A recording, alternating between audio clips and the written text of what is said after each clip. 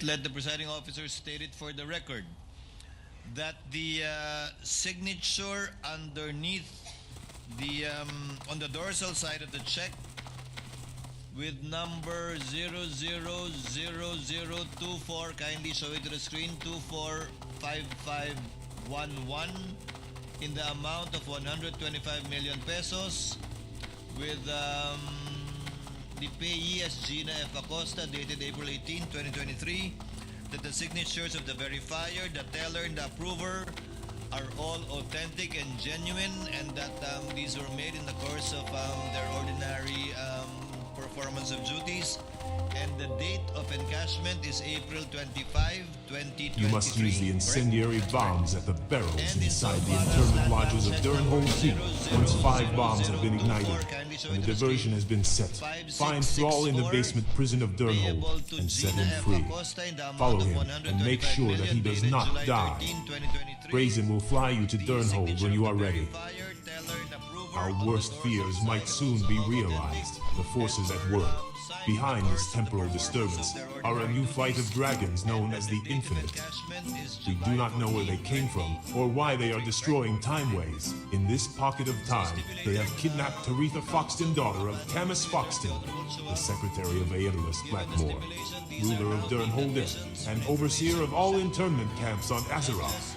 Taretha was integral in Thrall's survival and upbringing, and instrumental in shaping Thrall's life. It was Taretha who created the original diversion at Durnholm, allowing Thrall to escape. Now the Infinite have captured Taretha and hold her at Terran Mill. The diversion will not happen without our involvement. You must use the incendiary devices that I give you and burn down the internment lodges in Durnholm. When you have done this, speak with young Thrall in the basement prison of Durnholm. That's one. For the first check, Your Honor, and for the second check, Your Honor, Exhibit P, that's Roman numeral 1-28-B. That's one. And for the third check, Your Honor, Exhibit P, that's Roman numeral 1-28-C. That's one. And for the fourth check, Your Honor, is Exhibit P, that's Roman 1-D. That's one, Your Honor. For the record, Your Honor. Now, Duly noted and entered into the record. Proceed when you're ready. Your Honor. Now, Madam Witness.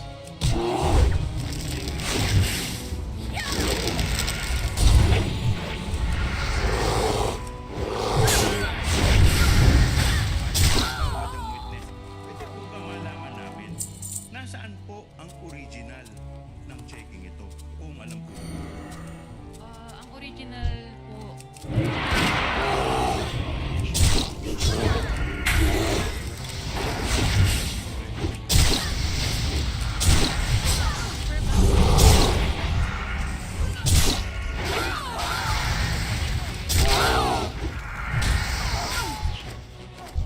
Sinasabi po ninyo na ang mga cheque ay sinusred. Now, Madam Witness, sinabi ninyo sred.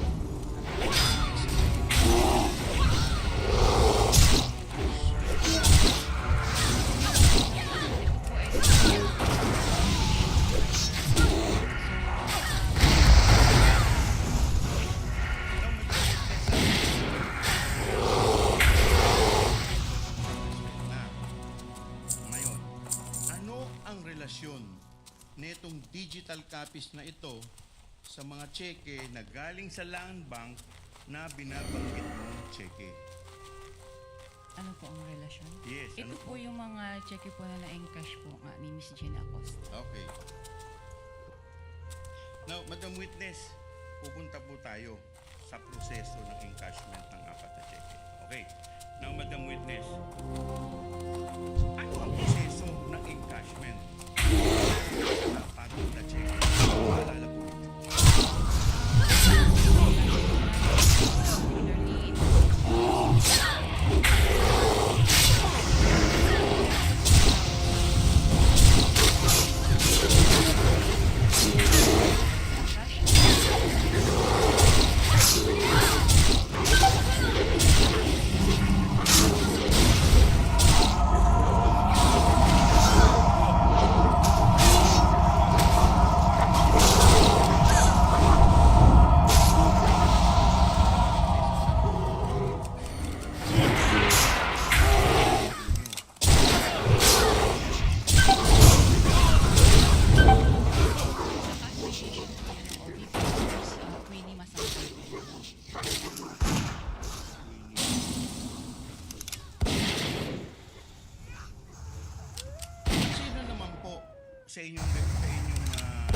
branch ang tinatawagan ni Mr.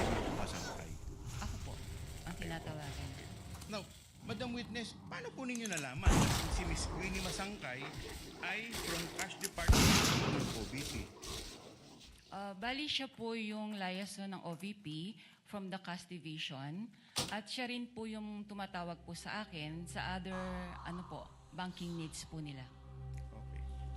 So, Madam Witness, kanina binanggit ninyo na kaya tumatawag sa inyo si Miss Queenie Masangkay para i-advise kayo a day or two prior?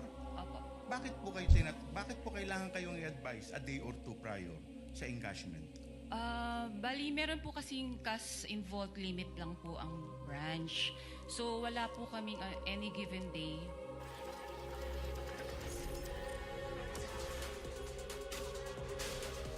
Request po sa aming cash center for assistance. Okay. Now, Madam Witness, ang tanong ko po sa inyo, pagkatapos po kayong tawagan ni Miss Queenie Masangkay, ano na po ang susunod na mangyayari kung meron man po? Bali po, kino-communicate ko po sa aming branch cashier na meron pong ganitong cash requirement po ang Office of the Vice President. At the same time po, para po maka-coordinate po siya sa aming cash center for the cash transfer po. So pagkatapos po, mag-request o mag-coordinate ng inyong cashier, ano na po ang susunod na mangyayari kung meron na po? Bali po, pagdating na ng cash na ito, tinatawagan ko po si Miss Queenie Masangkay po na available na po yung cash sa branch. Okay. So pagkatapos po ninyong tawagan si Miss Queenie Masangkay, ano na po ang susunod pang mangyayari kung meron na po? Bali, pumupunta na po si Miss Gina Costa at si Mr. Ortonio po sa branch para po mag-encash. Okay. Ngayon, binanggit po ninyo ang isang pangalang Miss Gina Costa at Mr. Ortonio. Paano po ninyo nakilala si Miss Acosta at si Mr. Ortonio? Una ko pong nakilala si Mr. Ortonio kasi bali isa po siya sa mga authorized signatories po ng OVP. And then inintroduce niya po si Miss Gina Acosta na siya po yung pay ng cheque worth 125 million po. Okay. Now, Madam Witness, sa inyo, si Gina Acosta at si Mr. Ortonio, ano na po ang susunod na mangyayari? Noong first encounter ko po sa kanila, bali po yung cheque na yon ay binigay po ni Miss Gina together with her identification card niya. So, finoward ko po ito sa verifier para po ma-process. So pagkatapos po ninyong i-forward sa verifier para ma-process, ano na po ang susunod na nangyari kung meron man po? Bali po, bine-verify po ito ni verifier, yung mga authorized signatories po ng cheque. And then, You must use the incendiary bombs at the barrels inside the internment lodges of Key. Once 5 bombs have been ignited and the diversion has been set, find Thrall in the basement prison of Durnhold and set him free. Follow him and make sure that he does. Na-forward na po ito sa teller para po encode sa system at para po... You must use the incendiary bombs at the barrels in. I can take you to Durnhold. Ano na po ang susunod na mangyayari kung meron man po? Pag po na-approve na rin po ng approver, tatawagin na po niya si Miss Gina Costa para po mapareceive po yung cash. Sabi ninyo, tatawagin ni approver si Miss Gina Costa para tanggapin na yung cash. Si teller po ang tumatawag. Okay. Tatawagin ni Taylor si Miss Gina Costa para Ipareceive na po. ipa-receive na yung cash. Ano na po ang susunod mangyayari pagkatapos pong i-inform ni Taylor si Miss Gina Costa? Bali, since malaki din nga po yung amount, ina-guide po si Gina Acosta papasok po sa backroom para po doon i-release yung cash. Okay. Ngayon, may binabanggit po kayong backroom. Sino-sino po ang nasa backroom kung alam po ninyo? Noong pong unang release po noong cash, ako po ang nandoon, si teller, yung branch cashier, si Miss Gina, and then si Mr. Limuel po. Or Tony. So pagdating niyo sa backroom, ano na po yung mga sumunod na pangyayari kung meron man po? Nirelease po yung ng teller po after po ma-receive sa cheque po, yung payment received, nirelease na po ni teller yung cash kay Miss Gina in packs po siya worth 1 million each po. Maalala po ba ninyo kung ilang packs po ang nirelease kay Miss Gina Acosta? Bali 125 packs. 125 packs. Pagkatapos po i-release itong pera in 125 packs, ano na po ang susunod po niya? Bali nilalagay na po nila yun sa dala po nilang packs. Kaya meron po kayong binanggit na bag. Madam Witness, anong klaseng bag? Yan ang pera.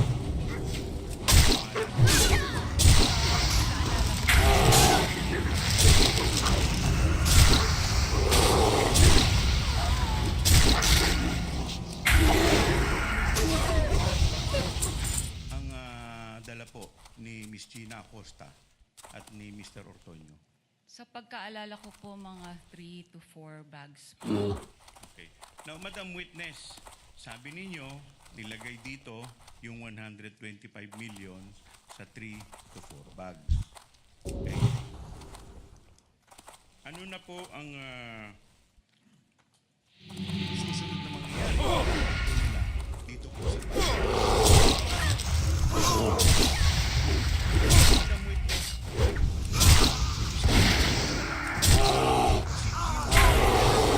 si Miss Gina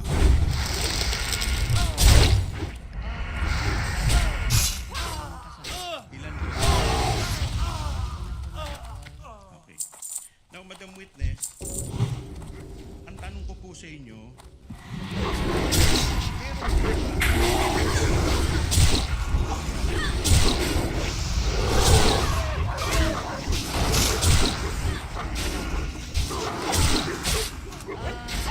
Bank policy po na tumulong po sa mga kliyente, ang mga empleyado or even po yung security guards po namin. bakit po yun against sa bank policy, Madam Witness? In case po na for safety and security measures din po, para po hands off na po ang bangko once na ma-release na po yung physical cash po. Okay. Now, Madam Witness, ito po yung lindol.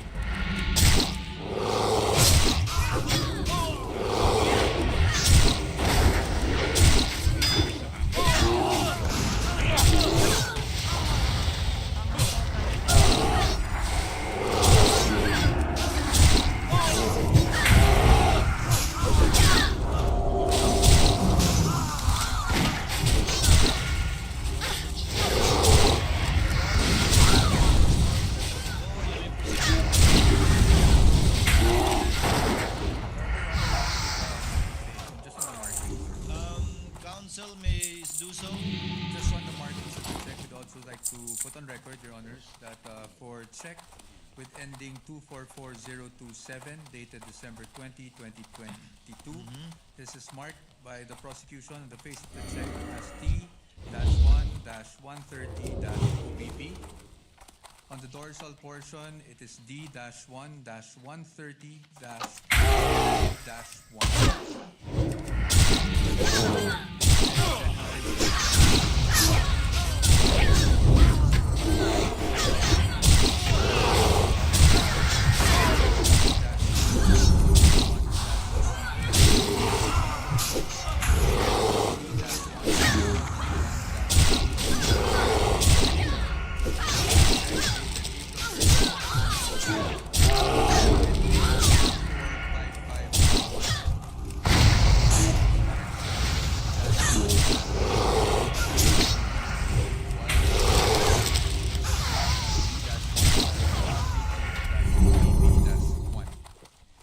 The fourth and last check, ending 245664, dated July 13, 2023.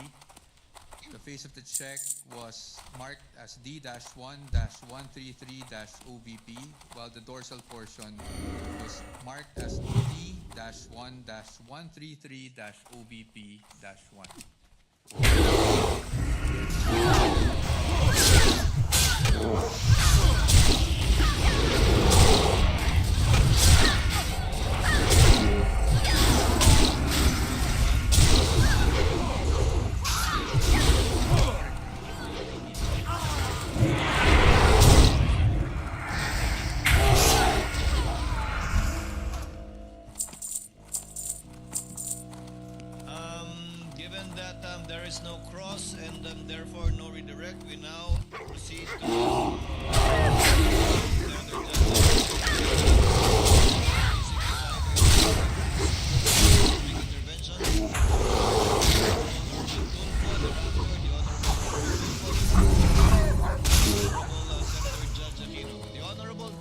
recognized for his interjections and interventions.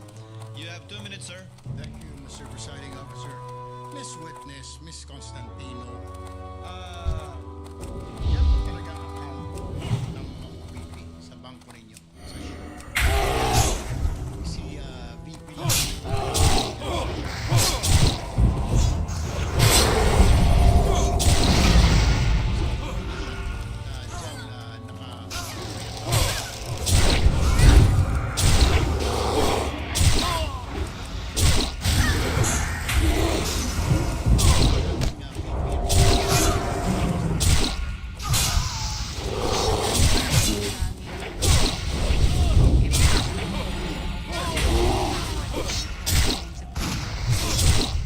Nung lumipat po sila,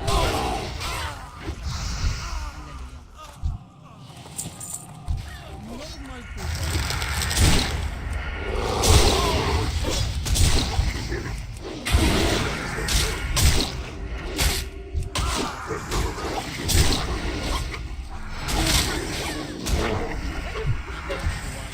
Yung withdrawal. So therefore, kung unusual, Madam Witness, hindi mo kayo nagtanong man lang, para saan po ba kayo ito? Kasi alam ko sa bangko po, nagtatanong ako po, nagbabangko ko sa privado, natatanong po yung staff ko, para saan ba gagamitin ni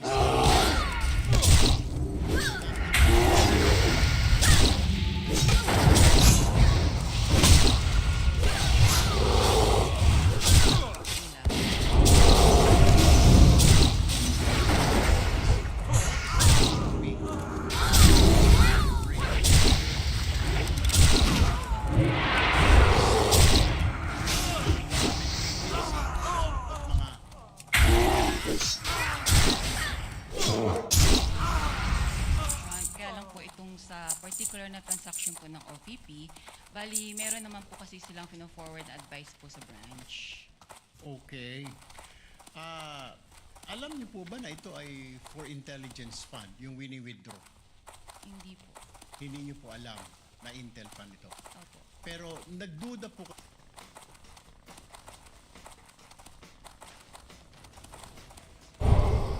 Half protection is not enough. Using old school online protection is also not enough. You there! Fetch water quickly! Get these flames out before they spread to the rest of the keep! Next gen Hurry, damn you! Avoid I online need to put an end to it. Please.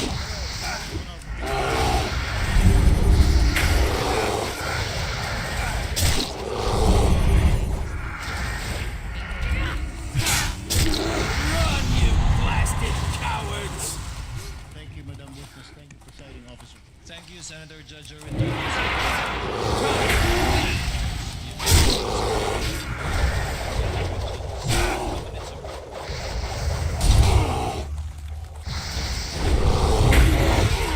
Must not go free!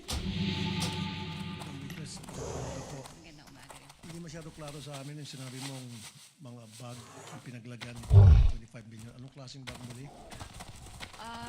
Sa pagkakaalala ko po, ito po isang malaking, mahabang bag na Mahaba. parang dinescribe ko nga po as Duffel like bag? Gym bag? gym bag po. Kasi duffel bag sa bank. So yung bag ano kalaki? Isang Mahaba lipa? po.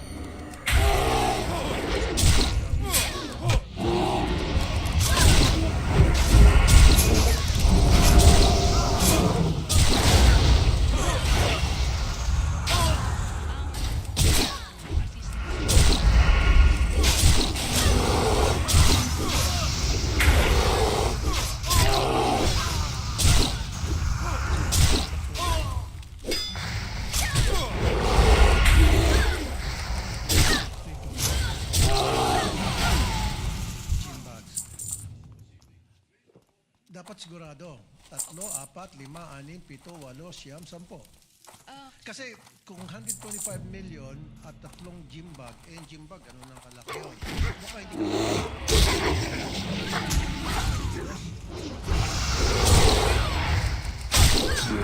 ka dapat research kayo.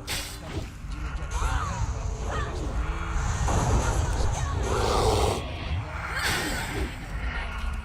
yan. Sige, we should be approximate, precise kasi we're talking of impeachment of the Vice President dito. Hindi dapat yung parang calculation. As much as possible. 4 bags. Wala bang, kasi alam ko, pag ganun kalaki, kuminsan,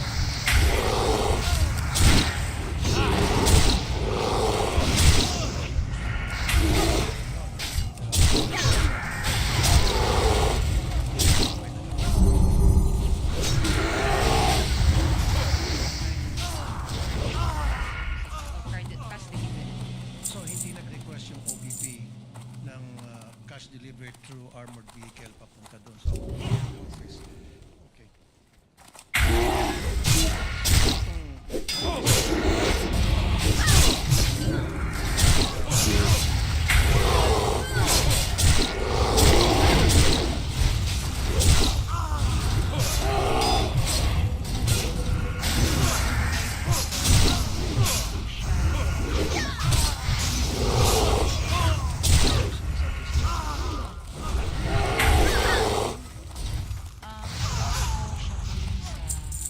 Finance. Sa finance. Okay, nabagit nyo rin po prior doon sa withdrawal, you're given 1 or 2 days para makapag-prepare ng cash. Sino po ulit tumatawag? Who are you? Just Si Miss leave me Masangkay. be. You are friends of Taritha? So this is her new plan. Very well then. You look upon me now and see only a boy, but in my heart and soul, I hide my dreams. I have plans for my people, stranger. One day they shall overthrow their oppressors and rise as one. They will break free from the bonds that hold them, and from that uprising shall be born the Orcish horde. I will promise you, stranger, should we make it out of here alive, when I have the means to reward this selfless deed, I will seek you out. I will find you. We will leave when you are Next, ready. to be recognized for his interjections would be Senator Bam Aquino. You have 2 minutes, sir. Maraming salamat, Proceed when Mr. you're ready. Presiding Officer, Ms. Violeta, magandang umaga. Magandang umaga din. Kaklaruin ko lang po, yung cheque ay mula po kanino? Mula po sa Office of the Vice President. Diyan po napunta. Kanino po?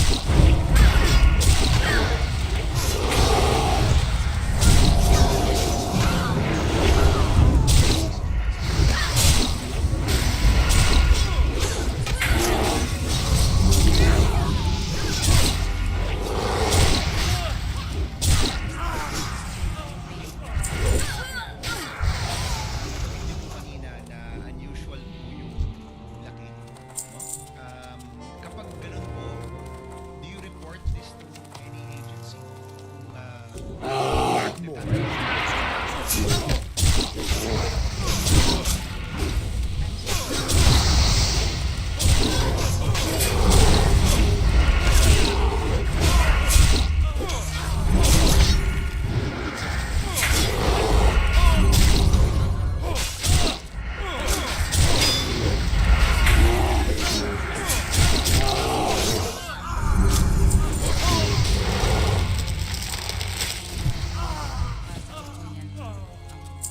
AMLC. Hindi, pwede niyong sabihin, hindi ko po alam yung sagot. Kayo po isang branch manager, so kayo po nasa land bank ng ilang taon. Nais ko lang pong malaman.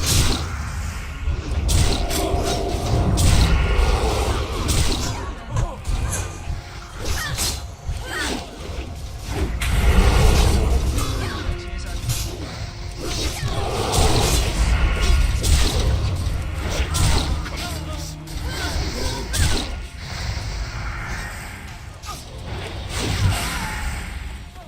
Mag-prohibit po ako magsabi. okay, let me rephrase. I'm sorry, these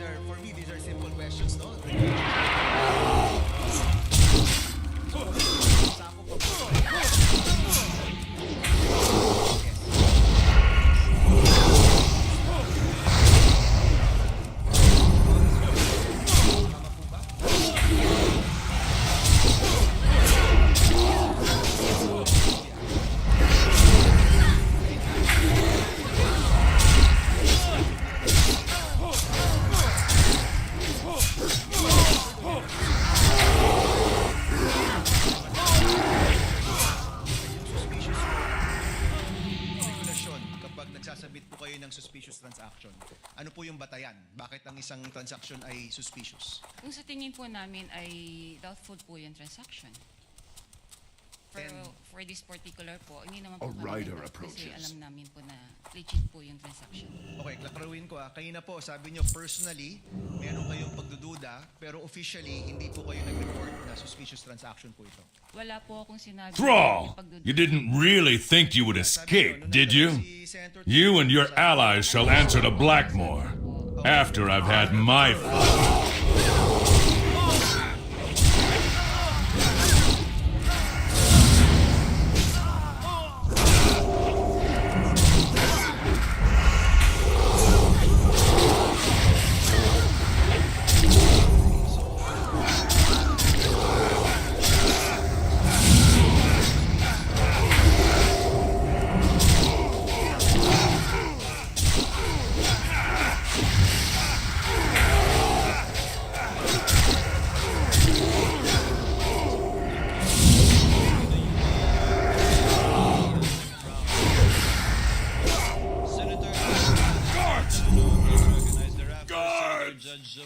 You have 2 minutes.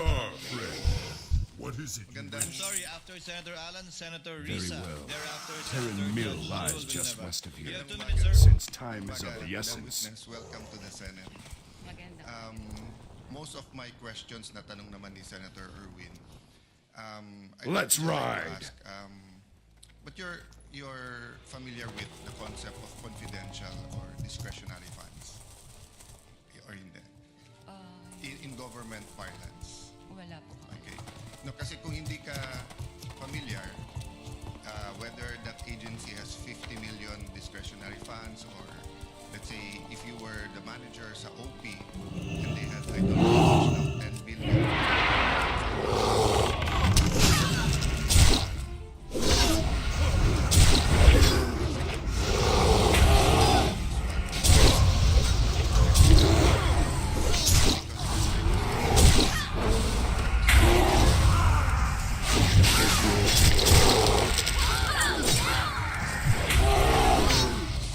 Susweldo ko as DFA Secretary. But the President asked us, what can each agency do? So my staff then, si Yusek Ariola said, Sir, maraming ma-stack sa mga ports, airport at seaport. May isa tayong fund. Kung OFW sila, pwede tayong magbigay.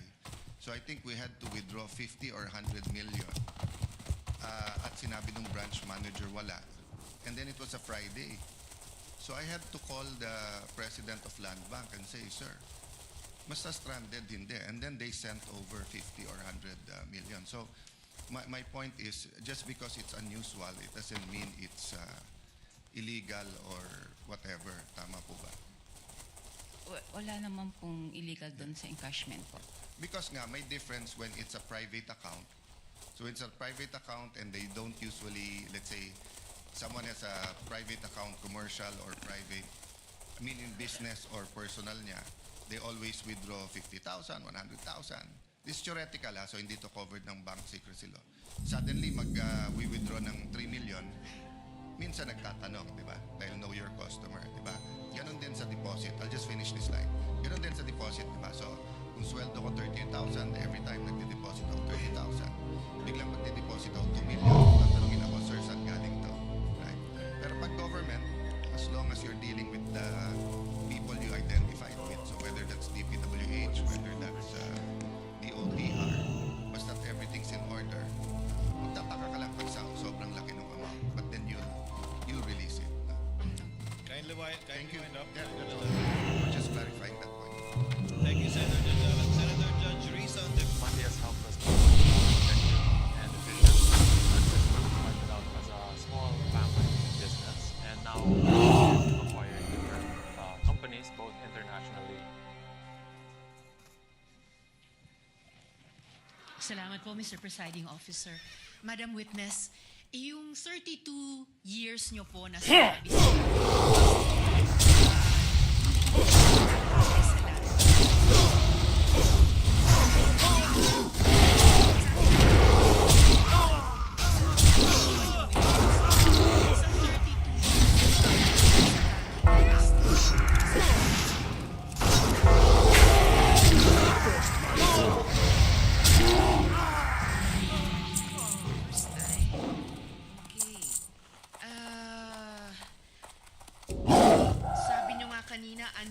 unusual yung amount. First time may ganyang amount na 125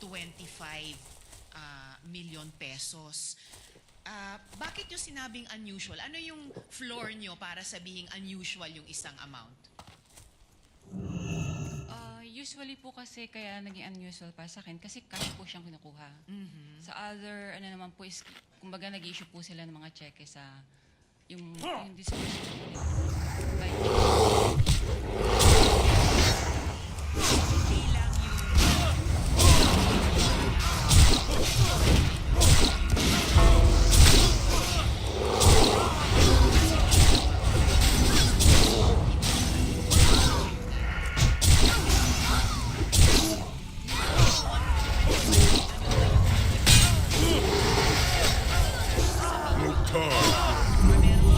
lowest amount na kapag kinuha in cash, sasabihin nyo na rin unusual?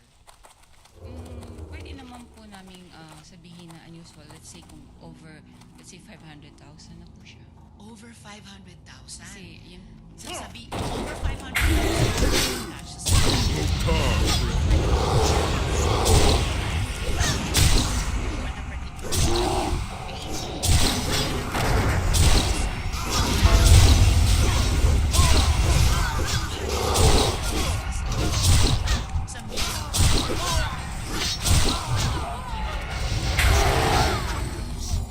depende po rin sa yung kliyente po.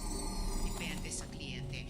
But kung sino mang kliyente aside, nasabi niyong unusual dahil 125 million na para po sa akin is 250 times yung 500,000 at hindi po in check, kundi in cash po kinuha.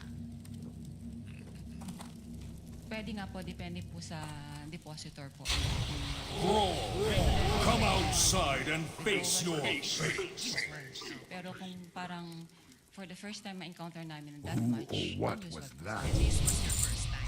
Marita's life hangs in the balance. Surely you care for her. No, surely you wish to save her. Masasabi nating once in a lifetime yung ganitong amount in cash. Pwede po. Pwede.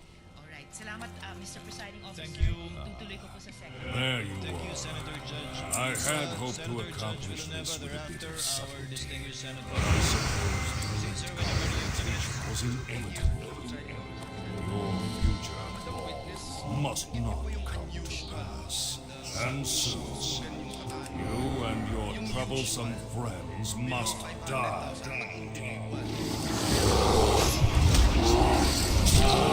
Out of my way!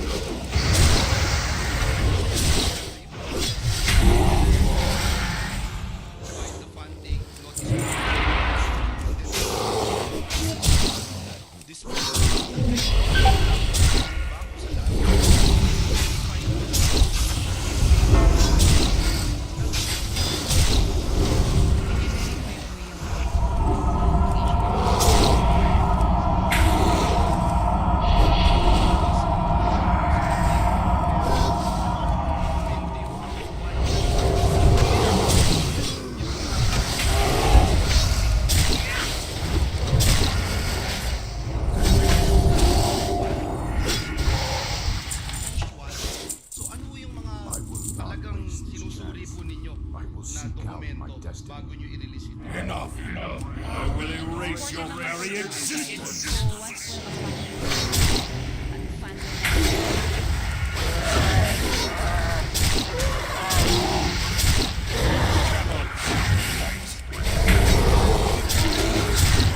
As much as you like.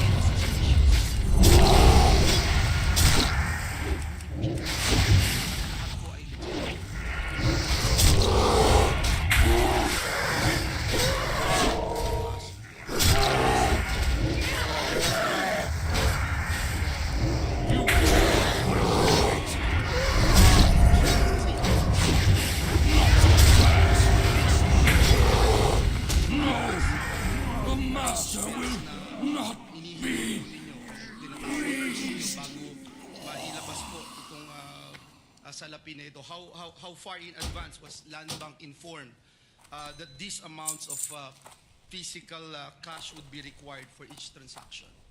Mga a day or two po, ni-inform po kami from the cash division po ng OPP na meron po silang ganong cash requirement.